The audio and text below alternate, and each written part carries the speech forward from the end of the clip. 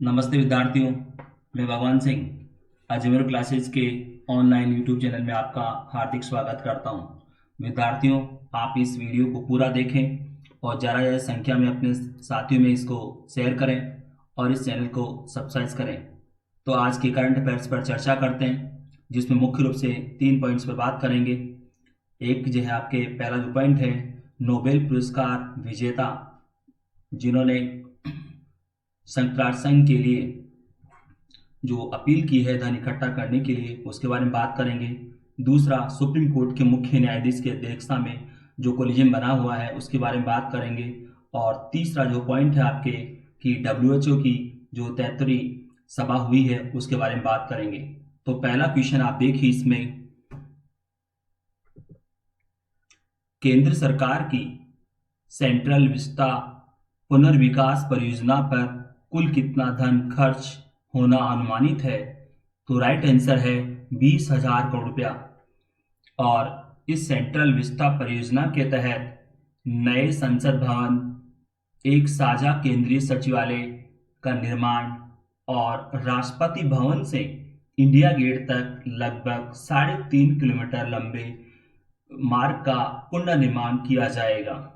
और इसमें मैं आपको बताऊं कि अभी हाल ही में कुछ सेवानिवृत्त आईएएस, आईपीएस, आईएफएस अधिकारियों ने केंद्र सरकार को पत्र लिखकर आग्रह किया है कि इस परियोजना को रोक दें, क्योंकि इस परियोजना पर बहुत अधिक पैसा खर्च होना है, 20,000 करोड़ रुपया। और इस समय कोरोना महामारी के दौरान जो है धन की आवश्यकता है सरकार को, तो इस पैसे का उपयोग वहाँ गरीबों की सहायता के लिए या कि कोरोना महामारी पर खर्च किया जाए और इस योजना को जो है कुछ समय के लिए रोक दें। तो आपको ध्यान रखना है इस पर कितना पैसा खर्च होना है इस परियोजना पर, 20,000 करोड़ रुपया। तो आप अगला क्वेश्चन देखिए, इसमें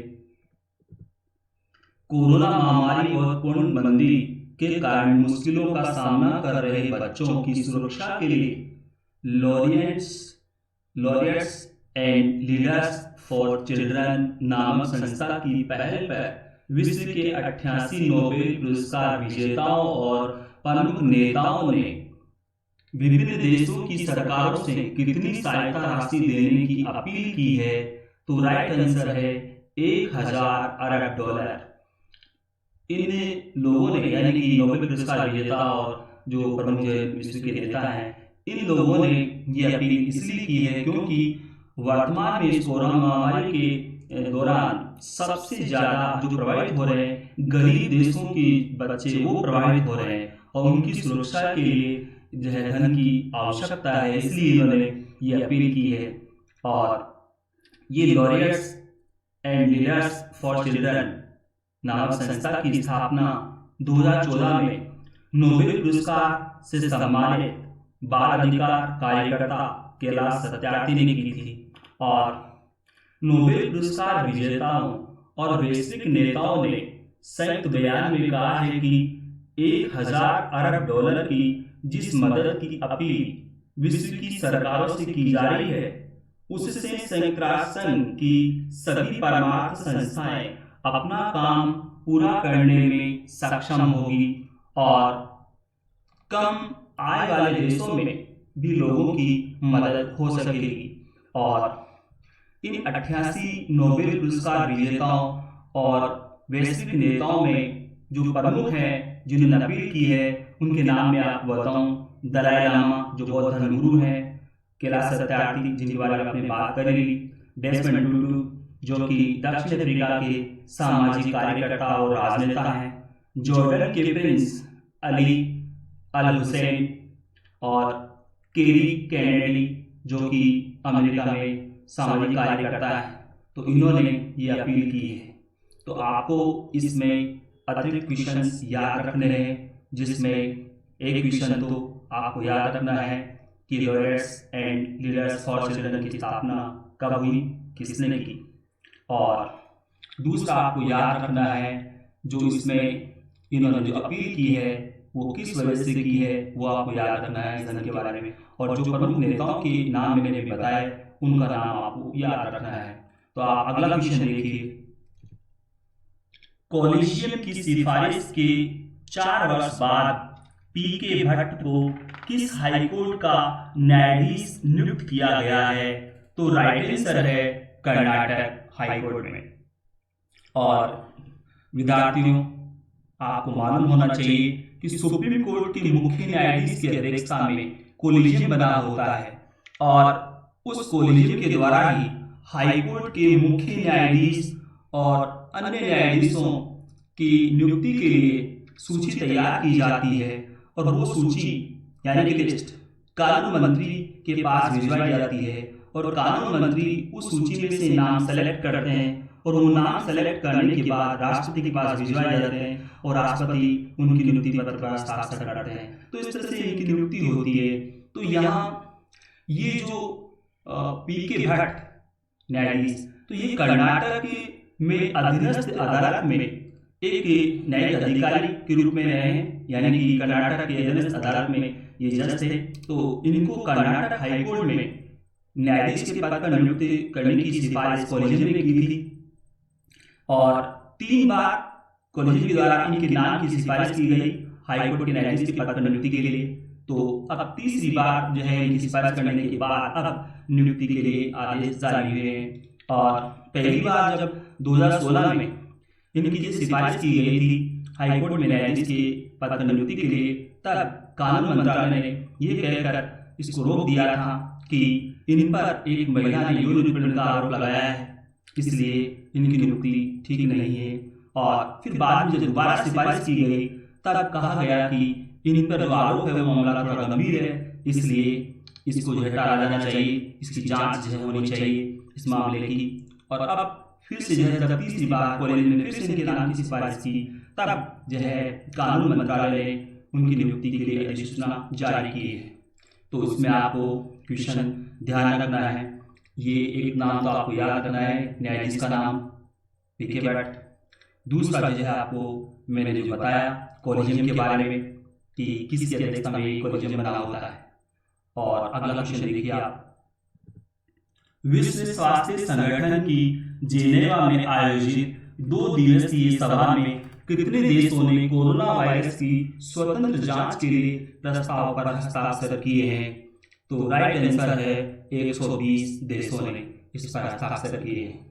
और विद्यार्थियों, आपको मालूम है कि विश्व स्वास्थ्य संगठन का मुख्यालय जेनेवा में है और जेनेवा में आयोजित इस बैठक में चीन के राष्ट्रपति शी जिनपिंग ने कोरोना वायरस की अंतर्राष्ट्रीय जांच के लिए अपनी सहमति दी है, परंतु उन्होंने कहा है कि विश्व की स्थिति सामान्य होने के बाद ही इसकी जांच होनी चाहिए, यानी कि वो इस बात को टालना चाहते हैं, जांच की जो मांग है इसको टालना चाहते हैं, इसलिए उन्होंने ऐसा कहा है।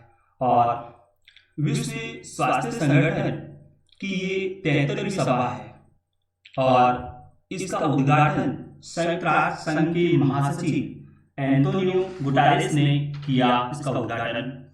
और इसमें एक और क्वेश्चन आपको बताऊं कि WHO की जो महानिदेशक है टेड्रोस एधानोम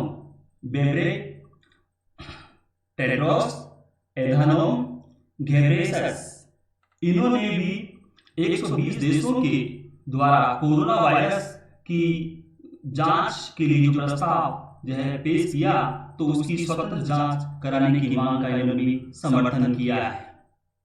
और कोरोना को लेकर स्वतंत्र जांच के लिए ऑस्ट्रेलिया ने यह ड्राफ्ट तैयार किया है।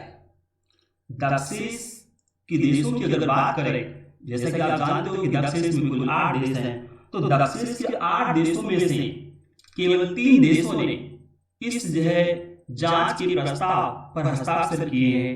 तो 3 देश हैं भारत, बांग्लादेश और भूटान। इन 3 देशों ने इस प्रस्ताव पर हस्ताक्षर किए हैं।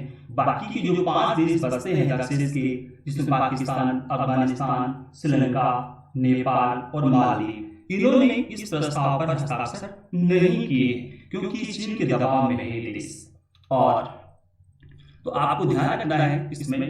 और एक और क्वेश्चन आपको मैं बताऊं कि ताइवान, जिस पर कि चीन अपना दावा जताता है, यानी कि ताइवान को अपना हिस्सा मानता है, तो यहाँ पर इस बैठक में ताइवान को डब्ल्यूएचओ में एक पर्यवेक्षक का दर्जा देने को लेकर चीन ने विरोध किया, क्योंकि चीन ने इसका विरोध इसलिए किया कि वो उसका हिस्सा मानता है उसको।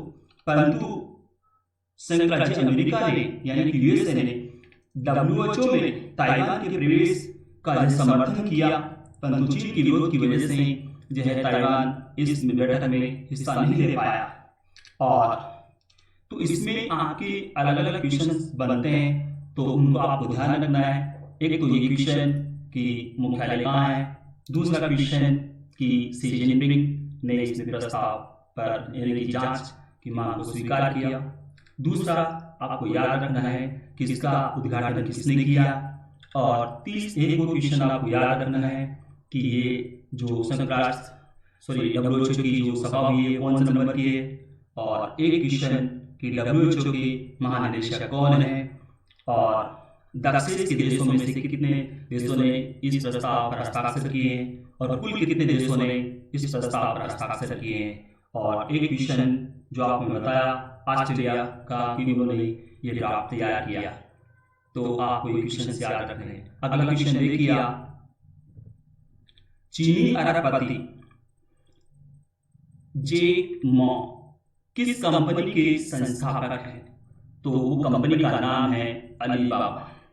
और आपको मैं बताऊं, मुकेश अंबानी के बाद जैक मा एशिया के दूसरे सबसे बड़े अरबपति हैं।